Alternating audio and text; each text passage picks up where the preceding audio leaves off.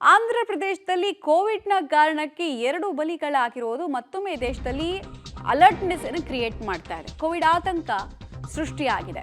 2020, 21, 22ರಲ್ಲಿ ಕಂಡು ಕೇಳರಿಯದಷ್ಟು ಸಂಕಷ್ಟವನ್ನ ಭಾರತ ನೋಡಿತ್ತು. ಈಗ ಆಂಧ್ರ ಪ್ರದೇಶದಲ್ಲಿ ನೋಡಿದ್ರೆ ಕಡಪಾ ಪ್ರದೇಶದಲ್ಲಿ 2 ಕೋವಿಡ್ನ ಕಾರಣಕ್ಕೆ ಸಾವನ್ನಪ್ಪಿದ್ದಾರೆ. 4 ಜನರಿಗೆ ಕೋವಿಡ್ ಪಾಸಿಟಿವ್ ಆಗಿತ್ತು ಅನ್ನೋದು ಗೊತ್ತಾಗ್ತಾ ಇದೆ. ಕ್ವಾರಂಟೈನ್ನಲ್ಲಿ ಇದ್ದವರು ಸ್ಥಳೀಯ ಆಸ್ಪತ್ರೆಗೆ ದಾಖಲು ಮಾಡಲಾಗಿತ್ತು. ದೇಶದಲ್ಲಿ ಮತ್ತೆ ಕೋವಿಡ್ ಕೇಸಸ್ ಬರುತ್ತಾ, ಏರಿಕೆ ಆಗುತ್ತಾ, ಇನ್ಯಾವ ರೀತಿಯಲ್ಲಿ ಇದು ಸಮಸ್ಯೆಯನ್ನು ತಂದೊಡ್ಡಬಹುದು ಅನ್ನೋದು ಗೊತ್ತಿಲ್ಲ. ವಯಸ್ಸು ಆಮೇಲೆ ಕೋವಿಡ್ ಮ್ಯೂಟೆಂಟ್ಸು ಆರ್ಭಟ ಕ್ರಿಯೇಟ್ ಮಾಡ್ತಿದೆಯಾ, ಇದೆಲ್ಲ ಚೆಕ್ ಮಾಡ್ತಾರೆ. ಆ್ಯಕ್ಚುಲಿ ಡೀಟೇಲ್ಸ್ ಕೊಡ್ತಾರೆ ಲೋಕೇಶ್, ಯಾವ ವೇರಿಯಂಟ್ನ ಕಾರಣಕ್ಕೋಸ್ಕರ ಈಗ ಆಂಧ್ರ ಸೇರಿದಂತೆ ದೇಶದಾದ್ಯಂತ ಆತಂಕ ಇರೋದು ಮತ್ತು ಸತ್ತವರ ವಯಸ್ಸೆಷ್ಟು, ಒಂದಕ್ಕಿಂತ ಹೆಚ್ಚು ಆರೋಗ್ಯ ಸಮಸ್ಯೆಗಳಿಂದ ಇವರೇನಾದರೂ ಬಳಲ್ತಾ ಇದ್ರಾ, ಏನೇನು ಮಾಹಿತಿ ಇದೆ?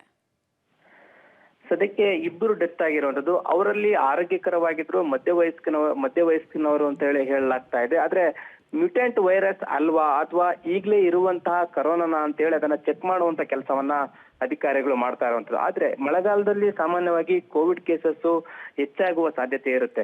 ಆ ಕಾರಣಕ್ಕೋಸ್ಕರ ಈ ವೈರಸ್ ನಿಂದಾಗಿ ಎಷ್ಟು ಅಪಾಯಕಾರಿ ಇದೆಯಾ ಇಲ್ವಾ ಅಂತೇಳಿ ಅದನ್ನ ಚೆಕ್ ಮಾಡುವಂತದ್ದು ಆಂಧ್ರ ಪ್ರದೇಶದ ಆರೋಗ್ಯ ಇಲಾಖೆಗೆ ಮುಂದಾಗಿರುವಂತದ್ದು. ಸದ್ಯಕ್ಕೆ ಕಡಪಾ ಜಿಲ್ಲೆಯಲ್ಲಿ 2 ಡೆತ್ ಆಗಿರುವಂತದ್ದು, 4ರಲ್ಲಿ ಸೋಂಕು ಕಾಣಿಸ್ಕೊಂಡಿದೆ. ಈ ಕೇಸ್ ಏರಿಕೆ ಆಗದಂತೆ ತಡೆಗಟ್ಟೋದಕ್ಕೆ ಕೆಲವೊಂದಿಷ್ಟು ಮುಂಜಾಗ್ರತಾ ಕ್ರಮಗಳನ್ನ ತೆಗೆದುಕೊಂಡಿರುವಂತದ್ದು.